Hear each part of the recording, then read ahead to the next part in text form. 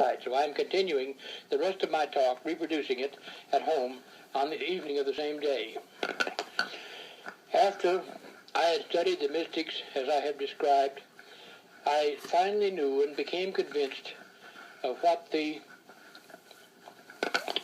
kingdom of Jesus actually is. I would define it as a transcendental meditation by which the realization of God can be reached. And I believe that was what Jesus was teaching in our more or less modern way of expressing the language, expressing his meaning. I think that Jesus had attained this condition of aware realization of God to a great extent, and that during the 3 years of his ministry it was with him almost constantly, and that accounted for his great success and his wonderful personality, which attracted so much attention. Now that I felt at last, I knew what Jesus meant when he spoke of the kingdom. Of course, I realized that this was still not Jesus' complete meaning when he said, "Seek ye first the kingdom." He didn't mean only to know intellectually what it was, but he meant to realize it, to attain this realization of God, which he had attained. And I began to practice meditation, using the various methods that I had learned in my study of mysticism, but principally the methods described in the Upanishads and the Gita, also those, of course, by Meister Eckhart. And I was able to attain success that satisfied me, able to attain the sense of bliss and happiness and peace that certainly, although not complete by any means, and could only be attained for a relatively short time, still was enough to convince me that I was beginning to learn to seek to find the kingdom.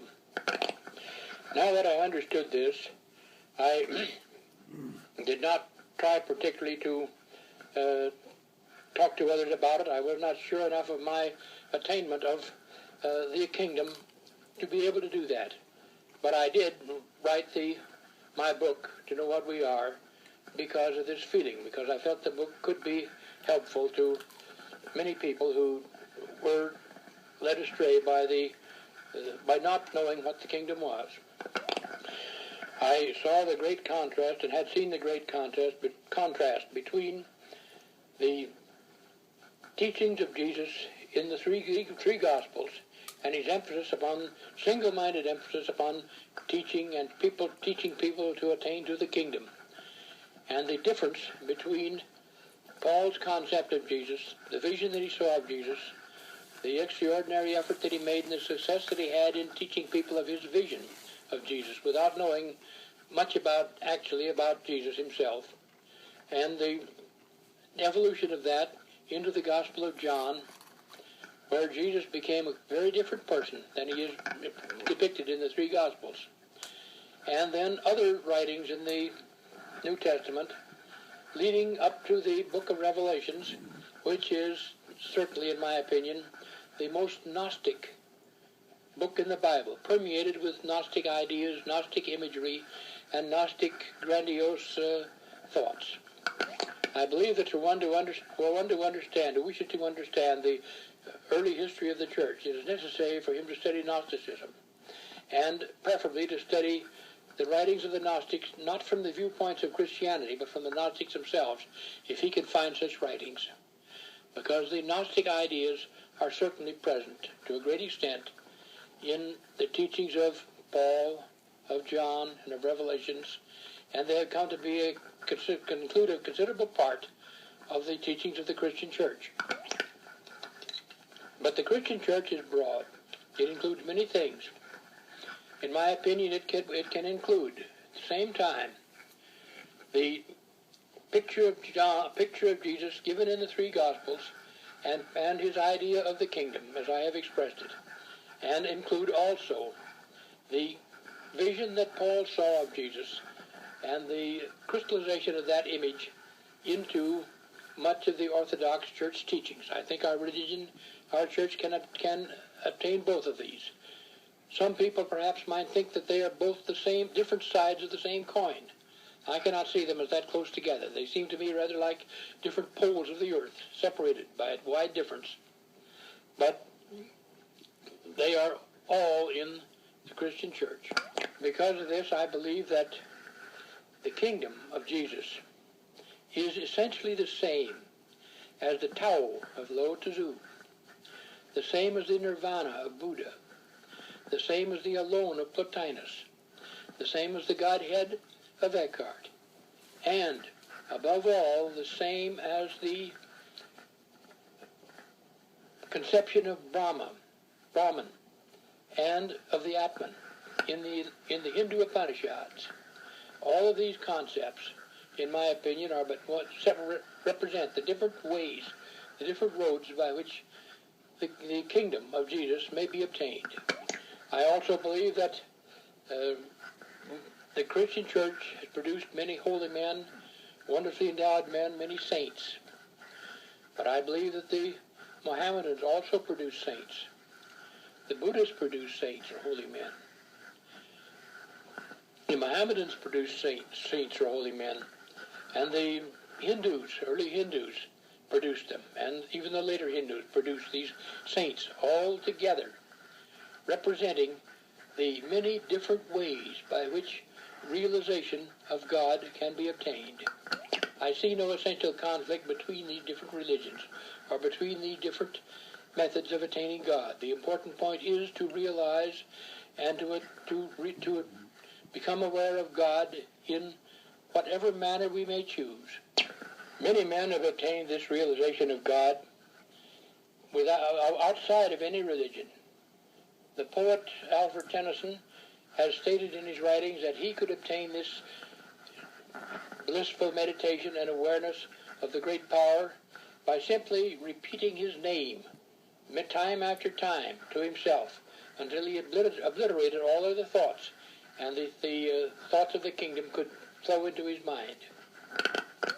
So the kingdom must be some fundamental awareness, some fundamental feeling of our lives, which goes beyond our sense perceptions and binds us all together into the one unity, which I believe is the great unity of existence, which we can become aware of through deep meditation.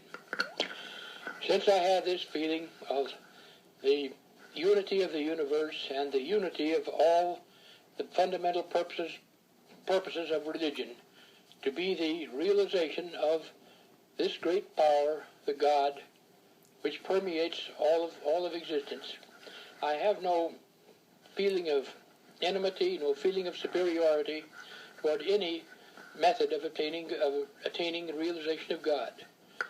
Orthodox Christians can certainly and have in many cases obtained it. People who are known among the Protestants as born-again Christians must have reached it. Those who have reached what they call salvation, all concentrating on the image of Jesus himself, have reached something of this awareness. And I believe that it can be obtained through many other religions as well as the Christian religion. There are many paths, many ways by which God can be reached, and if we are wise, we will not belittle any of these methods.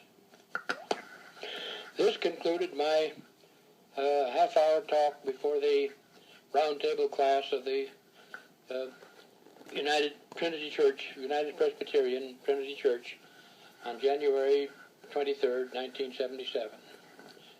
There was not time for much discussion following it, but the number of people approached me and said that it was a very thoughtful talk, and none of them expressed any hostility or anger about it. I felt that my talk, which is the first one I had ever given of this type, had been a success. The preceding 40-minute presentation was recorded by my father, Fred C. Bond, in Tucson, Arizona, on January 23rd, 1977, which was the last day of his life.